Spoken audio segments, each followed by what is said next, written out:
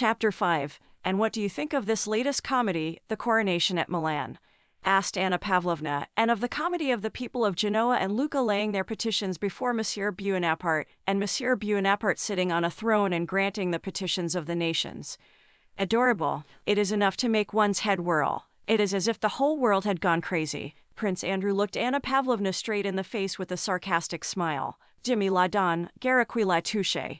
They say he was very fine when he said that, he remarked, repeating the words in Italian, Dio mi ha dato. Guai kai la tocca. God has given it to me, let him who touches it beware. I hope this will prove the last drop that will make the glass run over, Anna Pavlovna continued. The sovereigns will not be able to endure this man who is a menace to everything. The sovereigns, I do not speak of Russia, said the Vicomte, polite but hopeless, the sovereigns, madam.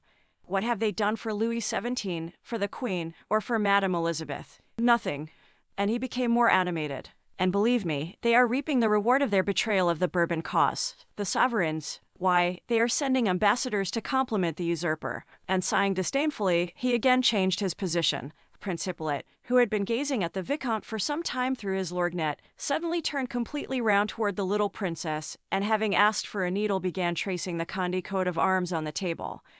He explained this to her with as much gravity as if she had asked him to do it.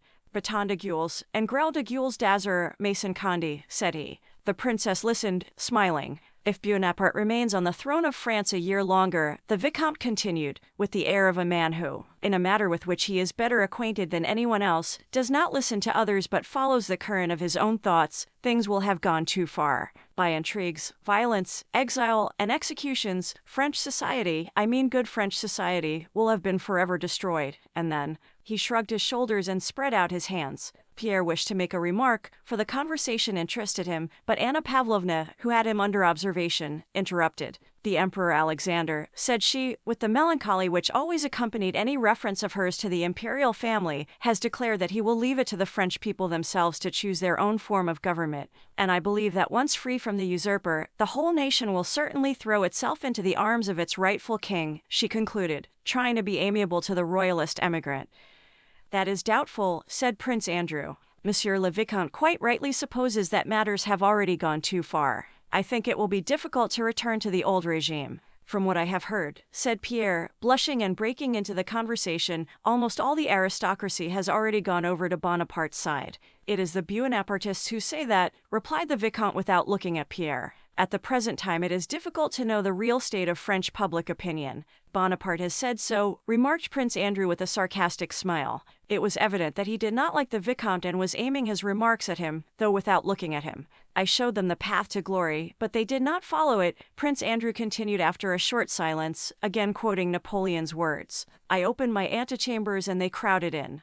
I do not know how far he was justified in saying so. Not in the least, replied the Vicomte. After the murder of the duck even the most partial ceased to regard him as a hero. If to some people, he went on, turning to Anna Pavlovna, he ever was a hero, after the murder of the duck there was one martyr more in heaven and one hero less on earth. Before Anna Pavlovna and the others had time to smile their appreciation of the Vicomte's epigram, Pierre again broke into the conversation, and though Anna Pavlovna felt sure he would say something inappropriate, she was unable to stop him.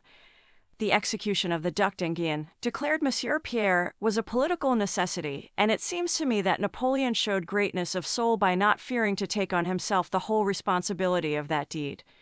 Dieu, mon Dieu, muttered Anna Pavlovna in a terrified whisper. What, Monsieur Pierre? Do you consider that assassination shows greatness of soul?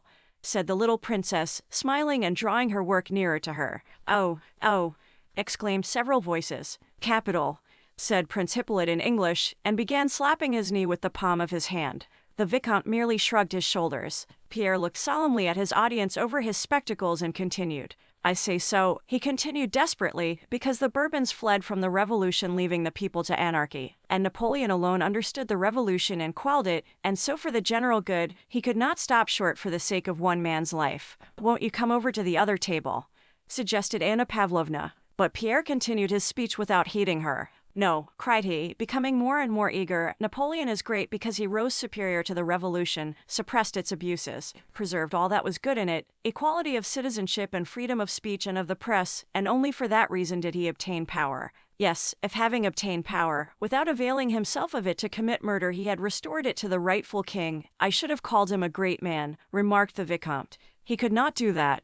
The people only gave him power that he might rid them of the Bourbons and because they saw that he was a great man. The revolution was a grand thing, continued Monsieur Pierre, betraying by this desperate and provocative proposition his extreme youth and his wish to express all that was in his mind. What? Revolution and regicide a grand thing? Well, after that. But won't you come to this other table? Repeated Anna Pavlovna. Rousseau's Contrat Social, said the Vicomte with a tolerant smile. I am not speaking of regicide, I am speaking about ideas. Yes, ideas of robbery, murder, and regicide, again interjected an ironical voice. Those were extremes, no doubt, but they are not what is most important. What is important are the rights of man, emancipation from prejudices, and equality of citizenship, and all these ideas Napoleon has retained in full force. Liberty and equality, said the Vicomte contemptuously, as if at last deciding seriously to prove to this youth how foolish his words were, high-sounding words which have long been discredited. Who does not love liberty and equality? Even our Savior preached liberty and equality. Have people since the Revolution become happier? On the contrary, we wanted liberty, but Buonaparte has destroyed it. Prince Andrew kept looking with an amused smile from Pierre to the Vicomte and from the Vicomte to their hostess. In the first moment of Pierre's outburst, Anna Pavlovna, despite her social experience, was horror-struck. But when she saw that Pierre's sacrilegious words had not exasperated the Vicomte and had convinced herself that it was impossible to stop him, she rallied her forces and joined the Vicomte in a vigorous attack on the orator. But, my dear Monsieur Pierre, said she, how do you explain the fact of a great man executing a duck, or even an ordinary man who is innocent and untried? I should like, said the Vicomte, to ask how Monsieur explains the 18th Brumaire was not that an imposture. It was a swindle, and not at all like the conduct of a great man. And the prisoners he killed in Africa, that was horrible, said the little princess, shrugging her shoulders. He's a low fellow, say what you will, remarked Prince Hippolyte. Pierre, not knowing whom to answer, looked at them all and smiled. His smile was unlike the half-smile of other people. When he smiled, his grave, even rather gloomy, look was instantaneously replaced by another, a childlike, kindly, even rather silly look, which seemed to ask forgiveness. The Vicomte, who was meeting him for the first time, saw clearly that this young Jacobin was not so terrible as his words suggested. All were silent. How do you expect him to answer you all at once? Said Prince Andrew. Besides, in the actions of a statesman one has to distinguish between his acts as a private person, as a general, and as an emperor. So it seems to me. Yes, of course.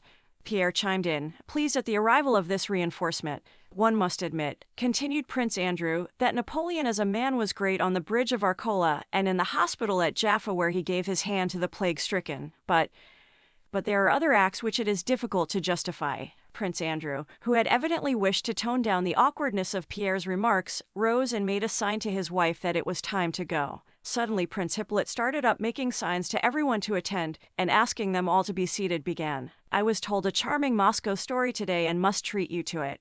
Excuse me, Vicomte, I must tell it in Russian or the point will be lost.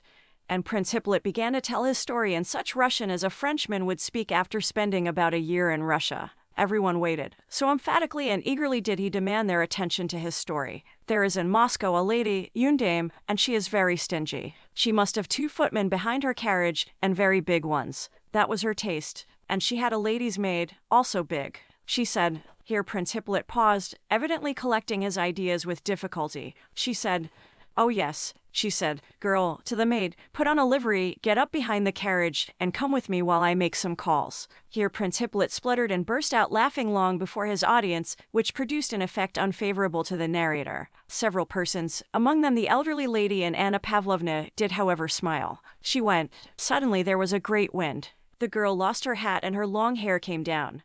Here he could contain himself no longer and went on, between gasps of laughter, and the whole world knew. And so the anecdote ended. Though it was unintelligible why he had told it, or why it had to be told in Russian, still Anna Pavlovna and the others appreciated Prince Hippolyte's social tact in so agreeably ending Pierre's unpleasant and unamiable outburst.